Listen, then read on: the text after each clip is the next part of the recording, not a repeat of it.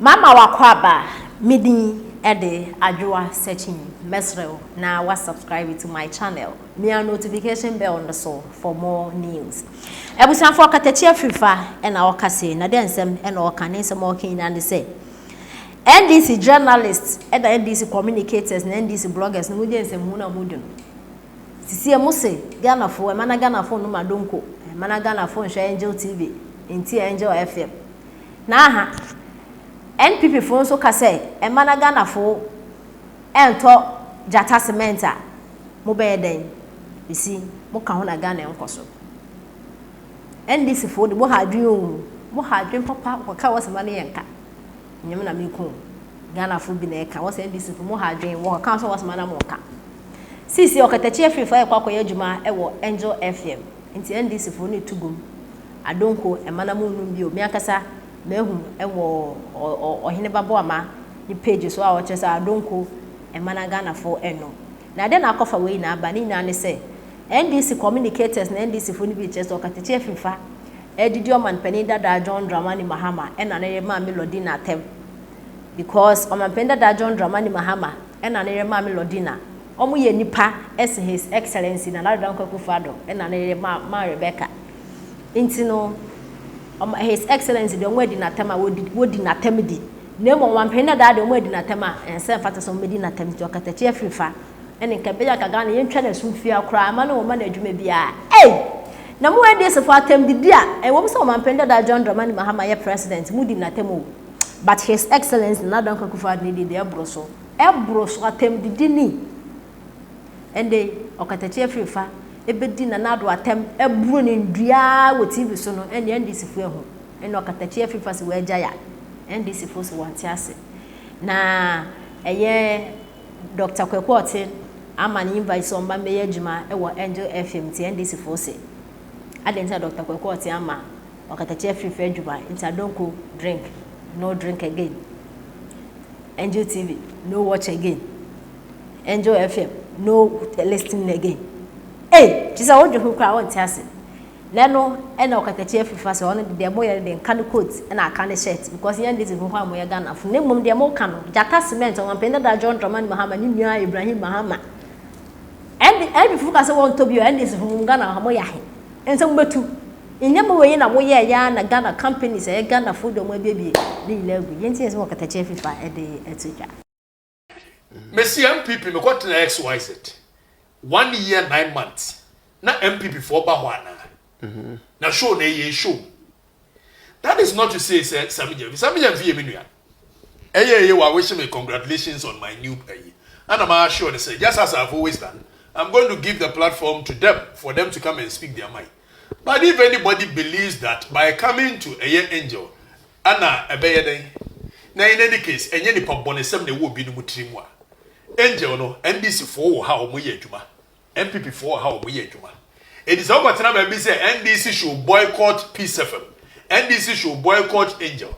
and you money come free NDC for no omo ye adwuma wo Angel no so omo ye adwuma na mo omo adwuma nyai this politics of ye di gu nkrofo adwuma we ni ya nya adwe dia ye mu na adwuma saa na ye ya na pino so ye gu no saa na ye ya na boache matres ye gu no saa na ye ya na pia menkamo ne eye poku transport what is this tata si ayi tata do esian ye gu what is this politics a diversity of ideas me what diverse views say your mama me mpa wo pe your mama me pe kufuado wo mpe kufuado how does me not liking your mama not as a person because your mama me into ye mpre girl bia ho your mama me into ye nkope wo ba mu your mama me into ye nye hwe bra your mama abo me nyandu ho 1 minute kura just that ebia ni ideas bi ana me mpese ni leadership ni me nye ho okay how does that transcend say ana mo boycott Angel na Angel mu am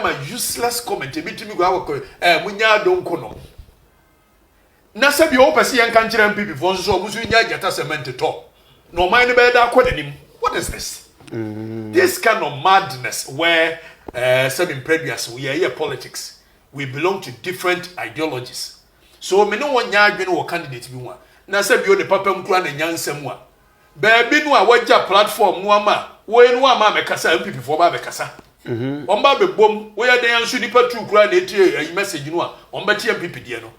Don't you think it is only intelligent that some platform now susu say ye can be bitia wo ho no. Obekọ no kwa diffuse the tension there and the lies there. What do you say there be menko? It's a defeatist mindset. It's a defeatist approach. But we know any official position of the NDC. Because some of them feel suggestion. Some of them feel we chat on channel. Some of them feel we share me congratulations. Emma me assured say Benin Bayejuma, which is a statement of fact. What you say? Yeah. It is as some of them feel no one would anymore no. Some you any problem and will be attending the radio. Some of them feel. Yeah, and I'm so congratulations on your new job, bro. And I'm saying thank you.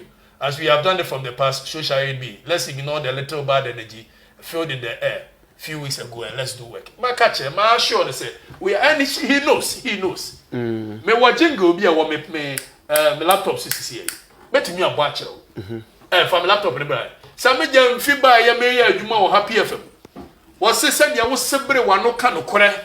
Na won twantro. San no catcher me. It's some jam film say me sebre ma no e kan okore. How then do I come to another platform and come and do anything different? And we said, "Makana air noise. We are not going to work with it." In any case, Nipa no workers or boycott no NPP.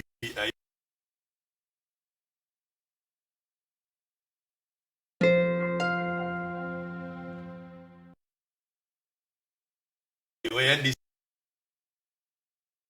Ne papa ne kufuo na me so me papa in fact me ba ne kufuo na ye fa ne say ne so na e fi asem to na me say ja me de me ho ba for the enti yes I said it na mpani fo kura se kwase ya na nsesa na adwene enti me anam kan na so me rasem ba boa no a me ne hweka me ba be so okay there's a doctor eye rakokuten ono aso wo hwe mu no ani die ene ne freso so say memra meboa no mane na me ntimi nkase menya initially me sere ne senka o say come kruwa no empire ko we de kruwa we de say de o say Davida and so ya was kruwa why no golden one tifo no me mefa yi ne nso okay na ja ye de cross no aso abi na say de Yesu wo ba no na cross no so no wo muhia em say Peter meboa Simon so no so Simon Petro wo mo de atwa ne etiewura wo so na cross wo ba wo an wo hia me kwam se mfrefo mu ba